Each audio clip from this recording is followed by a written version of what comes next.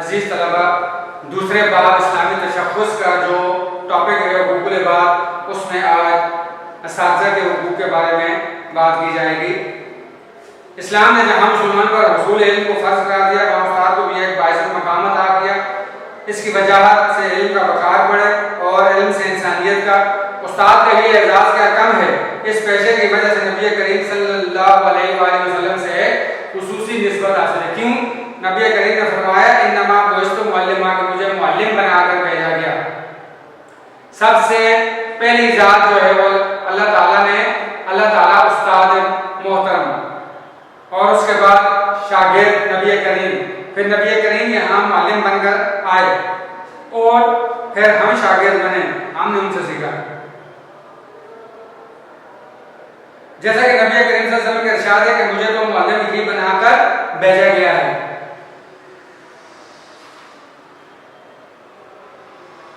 उस्ताद इल्म देकर नई नस्ल की सही नशोनुमा करते हैं और उसके फिक्र नजर की इस्लाह करते हैं। नई नस्ल इन्हीं के फराहम करदा सांचों में डलती है। उस्ताद के एजाज़ और इकराम के बारे में नबी करीम सल्लल्लाहु अलैहि वसल्लम ने इरशाद फरमाया कि तेरे 3 बाब हैं। नंबर 1, जो वो तुझे अदम से वजूद में लाया, यानी कि जब आप कुछ नहीं थे, आपका दुनिया में आने का सबब बना, रियल फादर जिसे कहते हैं जी। दूसरा, वो जिसने तुझे अपनी बेटी दी, जिसे सुसर या खुसर कहते हैं। तीसरा, वो जिसने तुझे इल्म की दौलत से माला माल किया और इसके साथ आगे एक इसी के है और उसका रुतबा पहले 2 से ज्यादा है। किसका? मुअल्लिम का। फिर एक और आगे एग्जांपल बड़े जबरदस्त है जी कि मुअल्लिम की हैसियत इल्म की बारिश की सी होती है और तलबा की हैसियत जमीन की। यानी कि देखो ना कि जो जमीन ज़रख़ेज़ है वो पानी को जज़्ब करने की सलाहियत रखती है और उसकी फसल भी अच्छी होती है, ज़रख़ेज़ रहती है, उसकी खेतियाँ ले आती हैं। और जो बंजर है उसमें कुछ भी नहीं होता, घास फूस के अलावा कुछ नहीं होता। तो यहाँ मिसाल दी कि मुअल्लिम की हैसियत जो है वो इल्म की बारिश की है और तलबा की हैसियत ज़मीन की। यानी कि जो बच्चे ज़हीन हैं, टीचर की बात को फौरन कैच कर लेते हैं, समझ जाते हैं, तो उनकी हैसियत उस ज़रख़ेज़ ज़मीन से उसको तशबीह दी है। वो बारिश के फैज़ाज सरसब्ज़ व शादाब हो जाती है। इस तरह जो शागिर्द अपने उस्तादों की तालीमात पर अमल करते हैं वो इल्म के समराज से मुस्तफ़ीद होते हैं। कितनी ज़बरदस्त एग्जाम्पल देकर आपको बात समझाई गई है। ये हौसला अफ़ज़ा भी वालिदैन के अलावा सिर्फ उस्ताद का ही होता है कि वो अपने शागिर्द को खुद से आगे बढ़ते देखकर हसद करने के बजाय खुश होता है। यानी कि शागिर्द जो आगे बढ़ते हैं, कामयाबियां समेटते हैं, और मुअल्लिम को जब इसका पता चलता है तो वो फूले नहीं समाता, बहुत खुश होता है। इतनी खुशी शायद उसके वालिदैन को ना होती हो जितना एक टीचर को होती है, क्योंकि हकीकत में अपने तलबा की कामयाबियों को अपनी ही कामयाबियां समझता है। मुसलमानों में उस्ताद के एहसान शनासी और एहतराम का अंदाजा कुछ इस रवायत से भी लगाया जा सकता है कि शागिर्द उस्ताद के नाम को अपने नाम का हिस्सा बना लेते थे और इस तरह लायक शागिर्दों के जरिए उस्ताद का नाम जिंदा रहता। जिस तरह आजकल एक ट्रेंड बना हुआ है, लड़का भी और लड़की भी अपने नाम के साथ वालिद का नाम लगा लेते हैं, बुशरा रफीक, अरशद करीम वगैरह वगैरह। लेकिन उस पुराने दौर की बात हो रही है कि उस वक्त जो अच्छे और ज़हीन तलबा होते थे और अपने उस्ताद को एक मकाम देना चाहते थे तो वो अपने नाम के साथ उसका नाम इस्तेमाल करते थे ताकि उसका नाम हमेशा हमेशा मेरे नाम के साथ जुड़ा रहे और नाम इसका चलता रहे, जिंदा और ताबिंदा रहे। हमारे यहाँ तो उस्ताद का मकाम ही कुछ नहीं है, खुसूसन पाकिस्तान में। वो कहते हैं जिसे कुछ भी नहीं करना आता वो टीचर बन जाता है। ऐसी बात नहीं है। सबसे पहले एक बात उसको कंपेयर करके बता दी कि टीचर का दर्जा किसके साथ बता दिया, नबी करीम के साथ निस्बत है। तो अब ये जरूरी है, को हाथ है इसकी 5 उंगलियां बराबर नहीं है। ये जरूरी नहीं है कि अगर किसी ने कोई गलत काम किया और उसके साथ साथ बाकी टीचर भी उसी लपेट में आ जाए, नहीं। तफरका किया करें, तफरीक किया करें, डिफरेंशिएट किया करें उनमें। बहरहाल टीचर का एक बहुत बड़ा मकाम है। हुजूर की हदीस से भी जाहिर होता है कि 3 बाब, और इन 3 में से लास्ट वाले का दर्जा सबसे ज्यादा है, यानी कि मुअल्लिम का दर्जा सबसे ज्यादा है। क्यों? बात जो है उसे आसमान से जमीन तक ले आया, जबकि टीचर उसी बच्चे को जमीन से आसमान तक पहुंचा देता है, आसमान की बुलंदियों तक पहुंचा देता है, इल्म देगा, इल्म की रोशनी से मुनव्वर करेगा। मशहूर अब्बासी खलीफा वासिक बिल्ला,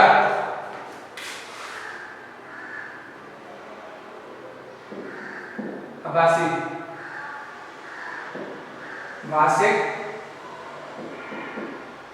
बिल्ला, ये कहते हैं जी कि एक शख्स हारून बिन ज़ियाद मिलने आए, आपने उन्हें निहायत एहतराम के साथ, अदब और एहतराम के साथ बिठाया, उनकी इज्जत और तकरीम की जितना हो सकते थे। और जब वो जाने लगे उनको तोहफे तहफ़ देकर उनको रुखसत किया तो दरबारी ने पूछा, आपने फरमाया ये मेरे उस्ताद मोहतरम थे। कितना बड़ा दर्जा है। फिर उस्ताद के बारे के एहतराम के बारे में इमाम अबू हनीफा रहमहुल्लाह जिनके हम पैरोकार हैं, हनफी इमाम अबू हनीफा, असल नाम क्या था जी? नुमान बिन साबित रहमहुल्लाह। यानी कहीं कि हम मानने वाले हैं और उनको हनफी कहा जाता है। ये कहते हैं कि जब तक मेरे उस्ताद मोहतरम, इनके उस्ताद मोहतरम हमाद रहमहुल्लाह कह रहे हैं जब तक ये जिंदा रहे तो मैं उनके मकान की तरफ पाँव करके कभी नहीं सोया। सुभान अल्लाह, क्या बात है। फॉरेन में जितनी इज्जत, जितना वकार और जितनी तकरीम टीचर की होती है शायरी, इसलिए उनको देखो वो कामयाबी की कौन सी बुलंदी में जा पहुंचे। और हमारे यहाँ देखो फर्क है, नहीं जमीन आसमान का फर्क है।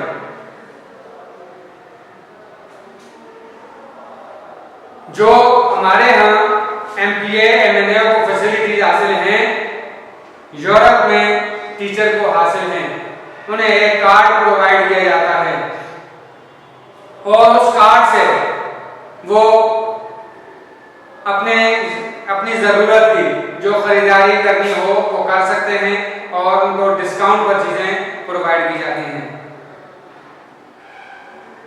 हमारे यहाँ जो 2 लाख 3 लाख 4 लाख रुपए तनख्वाह लेने वाले हैं, उनके कैफेटेरिया में जाकर देखें, आप हैरान रह जाएंगे कि उनको जो फैसिलिटीज वहां प्रोवाइड की जाती हैं वो एक गरीब आदमी को देनी चाहिए। हमारे लिए शर्म का मकाम है। MNA MPA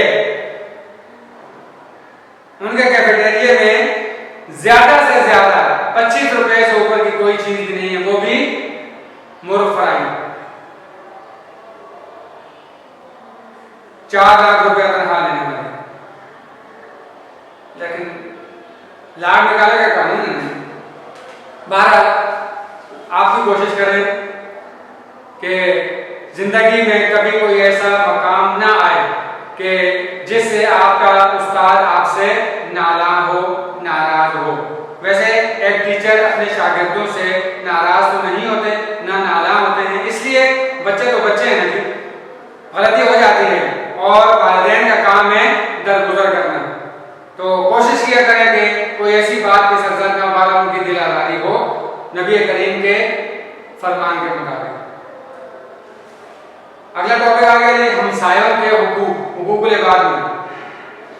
इंसान को रोजमर्रा जिंदगी में अपने हमसायों से वास्ता पड़ता है। किसी तकलीफ या बीमारी के वक्त पड़ोसी ही वो शख्स होता है जिसकी मदद सबसे पहले और बआसानी दस्तयाब होती है।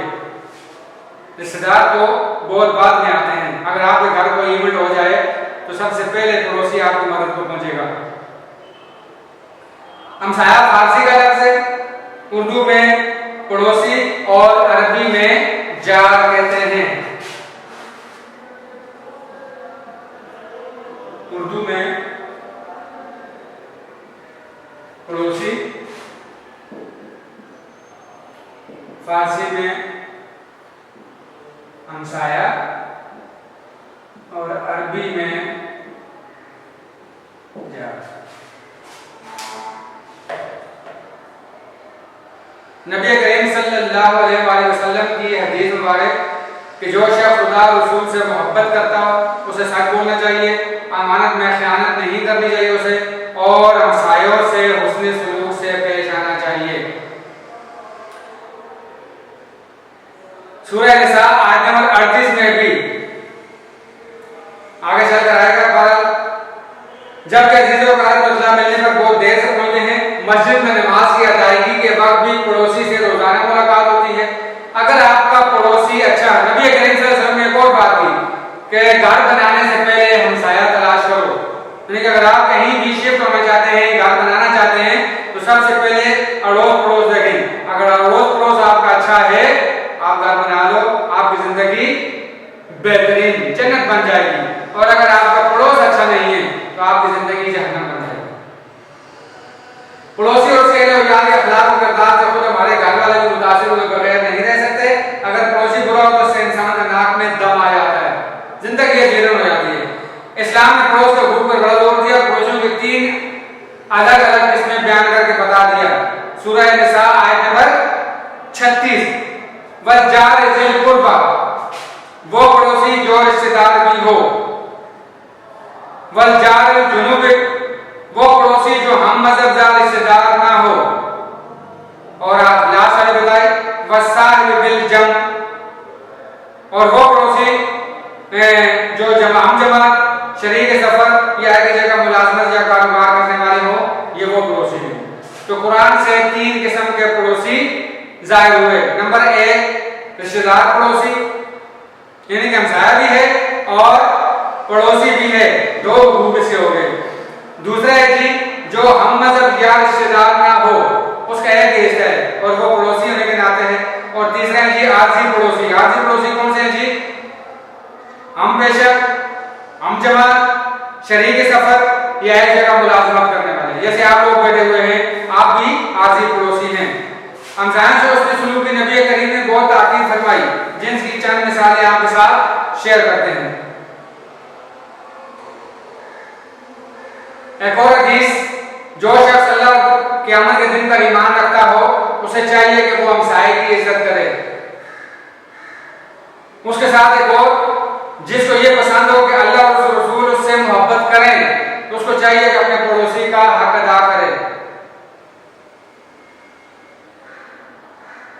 एक और हदीस, नबी करीम ने फरमाया, मुझे जिब्रील अमीन बार बार पड़ोसी के साथ उसने सलूक की ताकीद करते रहे, यहां तक कि मुझे ख्याल होने लगा कि शायद अभी कोई ऐसा हुक्म लेकर जिब्रील अमीन पहुंचते हैं कि जिससे ये कहा जाए कि पड़ोसी आपकी विरासत में शरीक है। कितना बड़ा मकाम है। 12 किताब के हवाले से नंबर 1, वो शख्स मोमिन नहीं जो अपने हमसाये की भूख से बेनियाज होकर शर्म से हो, यानी कि आपने पेट भरकर खाना खा लिया और आपका पड़ोसी भूखा है, आप मोमिन हो ही नहीं सकते। नंबर 2, तुम में से अफजल वो जो अपने हमसाये के हक में बेहतर है। कुछ भी हो जाए, आपकी जुबान और आपके हाथ से तकलीफ न पहुंचे। नंबर 3, अगर पड़ोसी को मदद की जरूरत पड़े तो उसकी मदद करें, कर्ज मांगे तो उसे कर्ज दिया जाए, मोहताज हो जाए तो उसकी माली मदद की जाए, बीमार पड़ जाए तो उसका इलाज करवाया जाए, और मर जाए तो जनाजे के साथ कब्रिस्तान जाया जाए। यही नहीं, फिर उसके बच्चों की देखभाल की जाए, और उसे अगर कोई एजाज हासिल हो तो उसे मुबारकबाद दी जाए, यानी हसद ना किया जाए। फिर अगर मुसीबत में मुब्तला हो जाए तो उससे हमदर्दी की जाए, बगैर इजाजत अपनी दीवार इतनी ऊंची मत करें उसकी आवाज हो जाए। उससे पूछें, भाई मैं मकान बना रहा हूं, कोई एतराज तो नहीं है आपको? कौन करता है आजकल? कोई मेवा या सौगात कर रहा हो तो उसे भी भेजो। हम इसके बजाय केले के छिलके, आम की गुठलियां जमा की और उनके दरवाजे के आगे फेंक देते हैं कि भाई लो तरसो, हमने ये चीजें खाई हैं। अगली हदीस, हज़रत मुजाहिद रज़ियल्लाहु अन्हु फरमाते हैं, नबी करीम सल्लल्लाहु अलैहि वसल्लम पड़ोसियों के साथ इतनी शिद्दत से ताकीद फरमाते थे कि हम ये सोचने लगे शायद मिराज में पड़ोसियों का ऐसा रख दिया जाएगा। बुखारी में और अदब में इसका हवाला आया है। उसके बाद अगली हदीस, एक बार आप की महफिल में औरत का जिक्र आया कि वो बड़ी इबादत गुजार है, परहेजगार है, दिन में रोजे रखती है, रात को तहज्जुद पढ़ती है, नफली रोजे भी रखती है, लेकिन पड़ोसियों को तंग करती है। तो आप ने फरमाया वो दोस्ती है। फिर इसी के साथ एक दूसरी औरत का जिक्र आया, फरमाया वो सिर्फ फर्जी इबादत करती है, नवाफिल की बात नहीं की, फर्जी इबादत, लेकिन हमसायों को हुकूक का ख्याल रखती है। तो आप ने फरमाया वो जन्नती है। कितनी जबरदस्त मिसाल देकर बात की। और लास्ट में फरमाया कि हुजूर ने 3 मरतबा कसम खाकर फरमाया कि वो शख्स कामिल मोमिन हो ही नहीं सकता कि जिसकी शरारतों और अज़ियतों से उसका पड़ोसी सुकून में ना हो। मैं हर वक्त गालिब गलौज, मारपीट या बुरा भला कहना, अल्लाह के नबी ने फरमाया वो मुसलमान नहीं हो सकता। और लास्ट ऑफ हुकूक इबाद में जी गैर मुस्लिमों के हुकूक, जिस तरह पीछे सब के हुकूक उस तरह गैर मुस्लिम के हुकूक हैं। ये नहीं कि ये काफिर हैं, मुसलमान नहीं है ना, वो हमारी सल्तनत के रिहायशी हैं, उनको भी वही हुकूक हासिल हैं जो एक मुस्लिम को हासिल है। अल्लाह ताला ने कुरान मजीद में बात की सराहत फरमा दी, वजाहत फरमा दी, तशरीह कर दी कि काफिर और मुशरिक हर के मुसलमान के दोस्त नहीं हो सकते। ये अलग बात है, लेकिन हुकूक उनके हैं, उनकी अदायगी आप पर फर्ज है।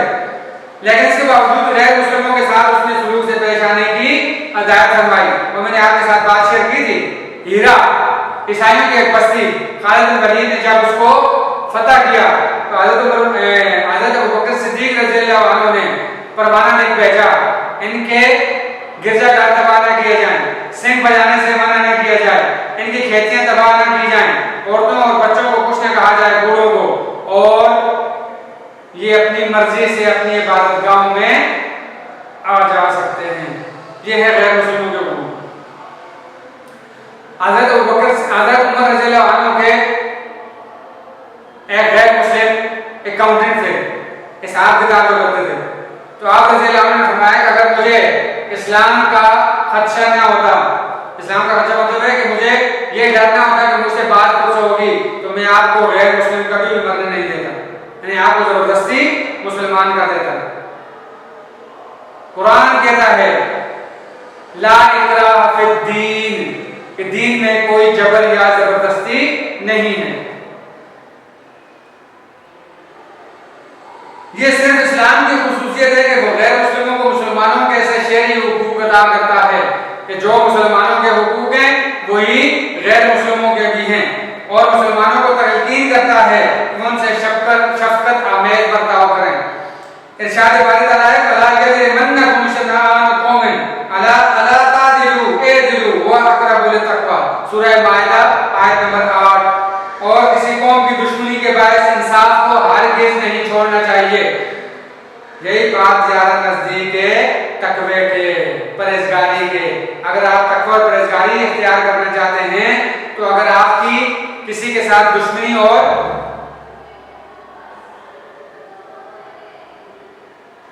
जुल्म से हटकर अगर आपकी किसी कौम के साथ दुश्मनी है तो फिर इंसाफ को हाथ से हरगिज़ जाने न दीजिए। वो अलग बात है दुश्मनी वाली बात, लेकिन इस्लाम इस बात की कभी भी कतई इजाजत नहीं देता। अदल करने की बात की इस्लाम चाहता है उसके पैरोकार गैर मुस्लिमों से वैसे ही बर्ताव करें जैसा एक डॉक्टर मरीज से करता है।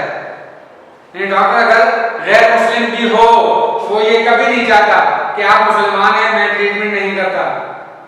यह एक मुसलमान उसके पास हिंदू या ईसाई चला जाए तो एक मुस्लिम डॉक्टर को नहीं चाहिए, बल्कि वो चाहता भी नहीं है कि वो अपने पेशेंट के साथ ऐसा बर्ताव करे, कभी भी नहीं। इसी उसने शुरू से मुसलमानों ने हमेशा गैर मुस्लिमों को अक़वाम के दिल जीते हैं। सूरह मुम्तहिना 10th क्लास में उसमें हज़रत अस्मा बिन्त अबी बकर, हज़रत अबू बकर की पहली बीवी,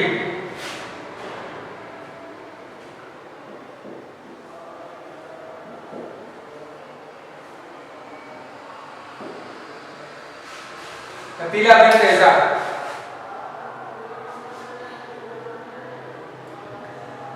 ये हजरत अबू बकर रजी अल्लाह अन्हु की पहली वाइफ थी। इस्लाम कबूल नहीं किया, जब हिजरत की तो हजरत अबू बकर अपनी बेटी हजरत अस्मा रजी अल्लाह जो इनकी बेटी थी कतीला बिनते अब्दुल इज़्ज़ा।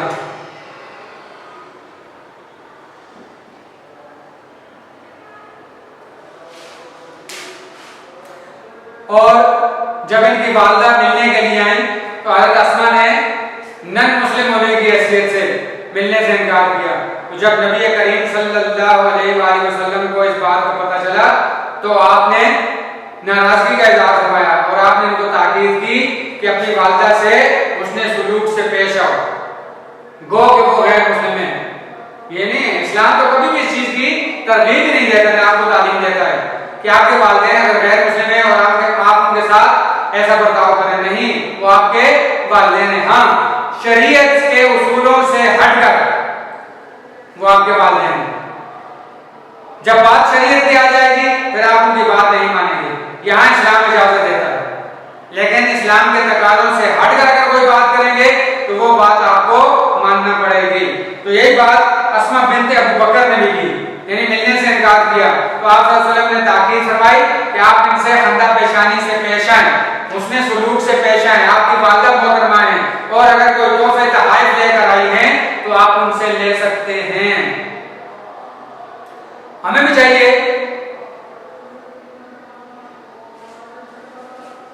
कि इन बातों को दूसरों तक पहुंचाएं ताकि अगर किसी के दिल में भी जरा सी कोई ऐसी खलज बाकी हो वो दूर हो जाए।